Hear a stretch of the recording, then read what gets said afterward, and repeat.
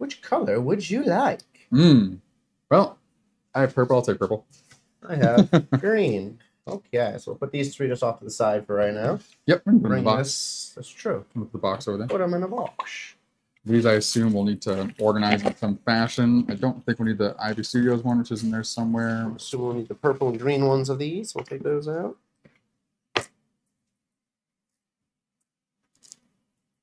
Cool. Awesome. Thank you. All right. Where's Sandra? Oh, it's not a Lacerda game. Sandra has been a thorn in our side entire Lacerda cycle that we've been in. But the game's been fun.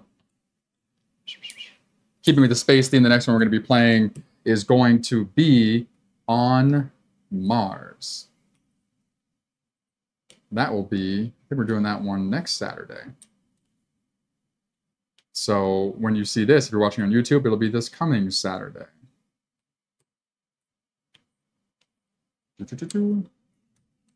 Sorry, OCD kicking in. Stacking these bad boys. Yeah, 4. Assume this will just be around the board. But we will find out. I'm going to move them off to the side here so we can set stuff up as we go. You ready? I have our little board right here, nicely laid out in the center. Oh, this will go over here, I think, so the cards go. Yeah. Here. Makes sense. Okay, about the game. Moonrollers is a push-your-luck dice rolling game for 2 to 5 players that takes 30 to 45 minutes. Over the course of the game, players earn prestige by helping Moonraker's crew on contracts. Each crew member, when hired onto a player's ship, provides a unique ability handy for completing these contracts. Some missions are particularly hazardous, granting players hazard tokens, boom, worth prestige at the end of the game. However, the player with the most hazard will be reprimanded for their chaotic conduct and will receive no extra endgame prestige, just like the nuns. The game ends once a player hires a certain number of crew to their ship. All right. And of course, they have a nice little layout of components, very few components. And they have table of contents. Simple, quick. All right, I'll go through setup. All right, do you want to set up while I go over it? Sure. So boom, looks good. Here we go. So on the card, it goes over what everything means. So on the cards here. So at the top. Here, hold on. There we go. We got the card. Sure. So at the top, you have the name, obviously. So the faction, my bad, represents the crew's faction. Next, you have a hazard symbol. Yep. Down there, so signifies to draw 2 hazard tokens and return 1 to the pile. So when placing, it must be on that specific one. Yeah. And some of them have a ×2, like you can see here. It shows ×2. Oh no, that's F. Never mind. So I guess whenever there's a hazard thing, it just means draw 2 and return 1. Some of these have 2 hazards. So I guess what I'm saying, whenever you put one on there, it must mean just draw 2 and return 1. Okay. I guess that's what it means. C, which is the items here in the middle. Those are the requirements to hire the crew. So it shows a specific die symbol needed. Then D below that are the numbers. Those are the requirement numbers / prestige. Reflects the number of locked dice needed for each symbol and prestige granted for completing crew missions. Okay. E, which is the upper right corner, is the reminder icon, a small indicator that relates to the crew's specific or special ability. F, that's the ×2 I was pointing at beforehand, which you can see right there, is the double prestige. Signifies double prestige gained on wild requirements. So yep, so that's a wild requirement. That ×2 means you get double prestige for doing so. G is a special ability, so the text at the bottom, that's down there. It's an effect that may be used during your turn. H is on the dice. Those are the requirement symbols. So yeah, orange is damage. Blue is reactors. Yellow is thrusters. And green are shields. Then we know, of course, the wilds. That's the white one. And then an extra die symbol. So it adds a die to your rolling pool from the supply. That's what the purples are. Plus die. Plus a die. Nice. Makes sense. Because it's the shape of a die, and it has a plus in the middle. Not the shape of this die, but that's okay. No, it's a shape of die. Nope. That's a... No, it is. It is. Hexagonal die. Yep, And it is. This is a... Nope, it is the shape of the die. If you look at it in 3 dimensions, it's just like our logo. Our logo is the shape of a die in 3 dimensions. Sure. Keep going. So then we have the table set up. We're going to be going over here. So we'll have Steve do this part as I read through. So number 1, each player takes a reference card, starting crew signified by the crew icon on the top right of the card.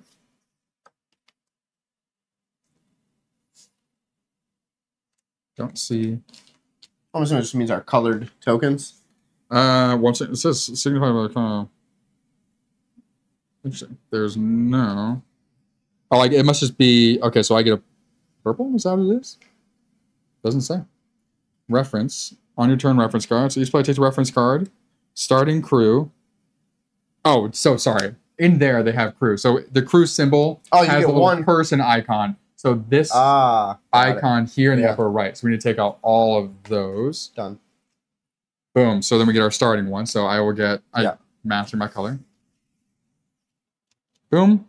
Each player. 3 in the box. Yep. Each player places one places one token on the 0 space of the prestige board.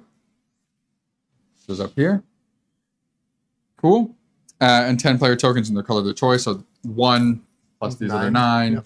Boom. Shuffle the unused starting crew cards with the remaining 20. Oh, so unused starting crew cards. With the remaining 25 crew cards and place them face down within reach of each player, forming the crew deck. Okay? And it shows that 4 cards over. Yep. Shuffle the hazard tokens into a face down pile, whatever. We kind of did that. We have no idea where they're at. So, cool. We'll just put them willy-nilly over here. Take from whichever pile you want whenever you want. All right. Reveal a number of cards from the crew deck according to the player count face up beside the deck to form starting display. For 2 players, 4 crew cards with no duplicate factions. So then that's going to be, we can do 2, so it'll be 2 and 2. Yep. And then there'll be no duplicate factions, so we're going to reveal those. I was going to say, you almost flipped it that way. It would have been the same if you flipped it that way. And nailed it. No duplicate factions. Good job, Steve. You are a winner. Set the 12 dice next to the crew deck, forming a dice supply. Well, you done did it. Done did it. I wrong. Boom. Here, let's do this. 6 is 12. Yeah. Cool. The first player is the player who last won a game of Moonrakers or is chosen randomly. Well, I'm the only one who has actually played Moonrakers, played it once with Sam and Brandon. Get out of here. But that's set up. On to you. Well, let's roll the die because it might go into that. Let's see who's first. 6. 6. 4. I am the first player. Details and a Disse Poulet. Now we're going to push up a little bit so we can see our. Oh, yeah. Stuff here. You can read while I adjust. Okay, so starting with the first player. Players take turns going clockwise around the table until the game ends. Okay. We're just going to go back and forth. Yeah, we're going to go counterclockwise. The game ends immediately when a player has hired 1 crew of each faction or 3 from the same faction. Oh, interesting. Okay. So 1 crew from each faction is all 5 colors, so not just the 4 showing on the board, but all 5 as well. And then just 3 of the same color for 3 of the same faction. Nice. Dice pool. On your turn, make space for 3 separate dice pools. Number 1 is a rolling pool. That starts with 5 dice. Since you start your turn by taking 5 dice from the supply and rolling them. Dice pool number 2, supply pool. This is the remaining 7 dice. Number 3, locked pool. This is where any dice go that are locked and contributed to requirements. This starts with 0 because you haven't locked anything yet. So we'll have our pool, which we'll roll in here. The rest of the dice will stay right there. Yep. Anything locked will be like on cards. No, they'll be the ones on the cards. Well, those would go on there, I guess, yeah. Yeah. So rolling and choosing crew. Taking turns. Each turn consists of a series of rolls, where you will attempt to fulfill requirements on 1 crew card to earn prestige, hazard tokens, and potentially the crew card itself. Here are the guidelines. roll 5 dice. Choose a crew. Commit to a requirement. Bust, roll again, or stop. So when rolling 5 dice, take 5 dice from the supply, roll them right in here, which will form your rolling pool. Choose 1 crew card to work on. After looking at your initial roll, choose a crew card to work on their contract. Bullet points. This may be any crew card in the display. Each crew has 3 or 4 requirements. The requirement numbers indicate how many locked dice of the matching type must be contributed to clear the requirement. Oh, okay, so you don't put it on there until you've cleared it. Right. So if you had like one of these, you need 4, so it's like, I guess you put it like right there to say you're going for that one. Mm-hmm. Yeah. Requirement numbers also signify prestige value. You may only work on 1 crew each turn. The wild face, which is that white one, may contribute to any requirement. However, wild requirements only take wild faces. So like the that's white that card, times 2. Yeah. The times 2, you can only use that symbol. As such, these requirements are harder, but they award 2 times. the prestige. Crew requirements. Commit to 1 requirement on the chosen crew card. You must commit to any 1 requirement on the chosen crew card that does not have a player token already on it. Place 1 of your player tokens above the requirement as a reminder you're committing to it. So it shows that you would just place this directly above the one you're working on. Mm-hmm. So all players know. Lock in at least 1 die for that requirement. Move it from the rolling pool to locking pool is how you do that. You complete a requirement after you lock in the number matching the requirement. Makes sense. You do not need to complete a requirement in 1 roll, but you do need to complete it in 1 turn. Upon completing the requirement, slide your player token down to cover the requirement. You do not earn the prestige yet. If the requirement contains the hazard symbol, immediately take 2 hazard tokens. Look at them, return 1 of them to the face down pile. You are free to inspect your hazard tokens at any time out of the ones in front of you. Okay. So I'm assuming you keep them face down off the side. Yeah. Well, yeah, because they're going to be worth points at the end, so you don't want anyone to know how many points you have. Yeah. Busting. If you're unable to lock in at least 1 die after you roll, you bust. Remove all the player tokens you place this turn. Any player tokens from previous turns still remain. You do not return hazard tokens if you marked one of those things. Your turn ends and proceeds to the next player. If you don't bust, you roll again.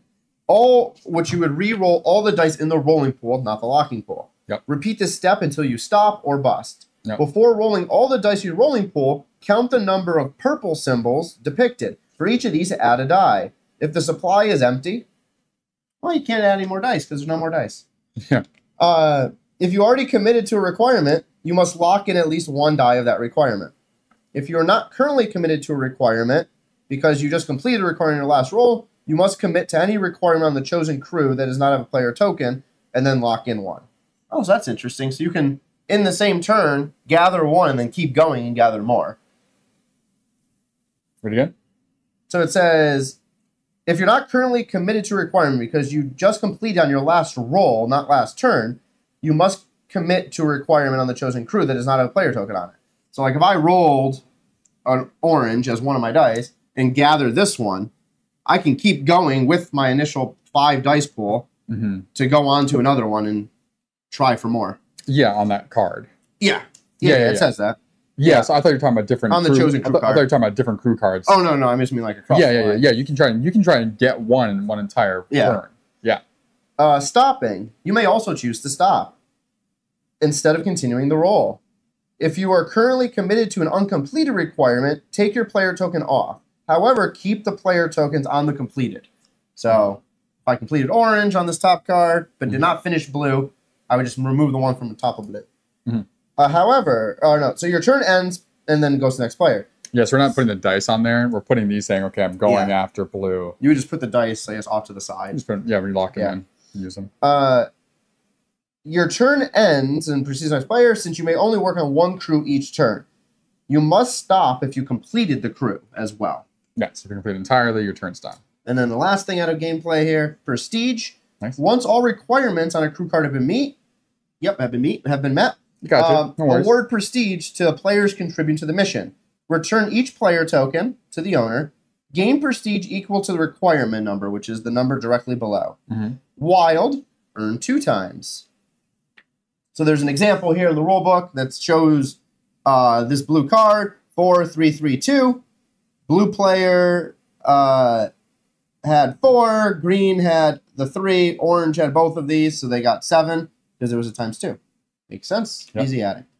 And then the final thing here is hiring crew.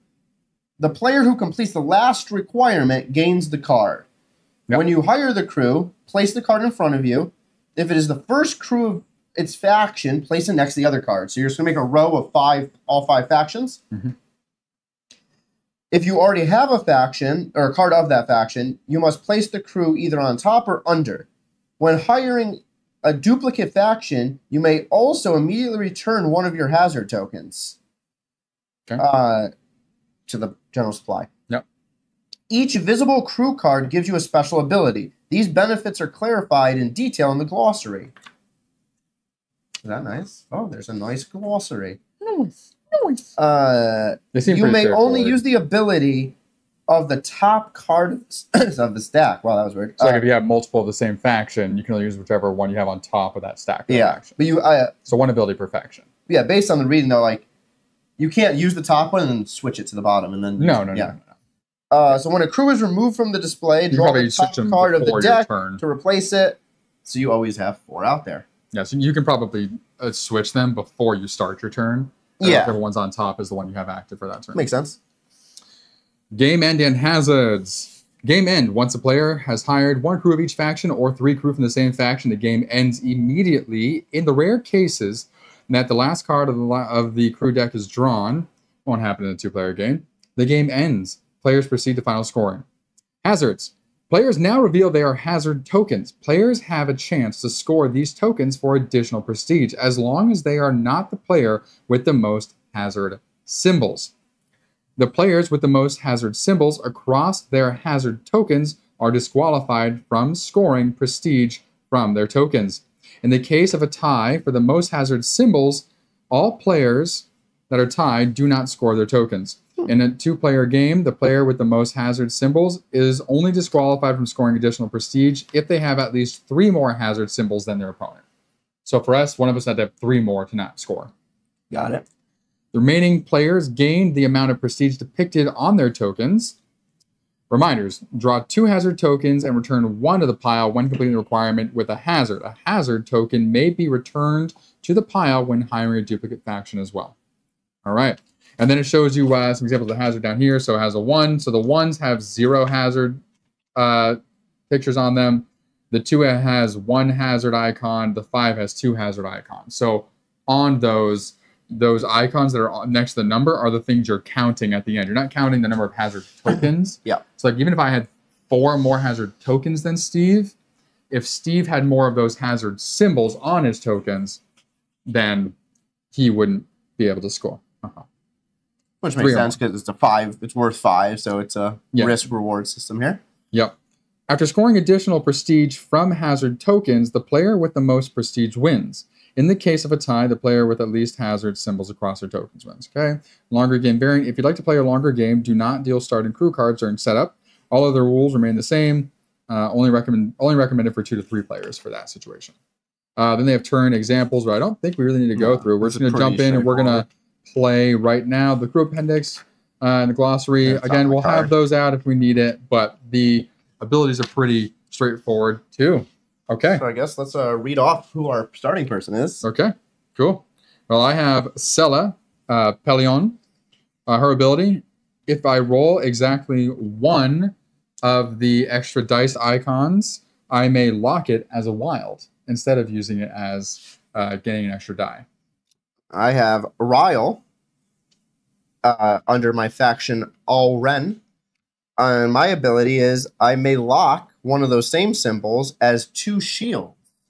Nice. But not just 1. I can lock all of them. It says each extra die is 2 shields. Yeah, you may lock each of those as 2 shields. That's nice. Yeah. I'm just making sure that it also does not add. You roll that extra die may lock the wild. If a die is locked in this way, it does not add an extra die. Yeah, I'm assuming that. Yeah, I'm just making sure. Because you're converting the die to something else. Hey, you know, I gotta make sure that I know exactly what I'm doing, all right? Alrighty, guys. Hope you have a great night. Thank you for hopping in. This was Bald and Board Games, doing unboxings, rulebook rundowns. And playthroughs. Yeah. Moonrollers, and a little bit of Andromeda's Edge. Thanks for joining us. I said I'm bored. No, you didn't. I'm bored. Okay, You're bald today? Sure.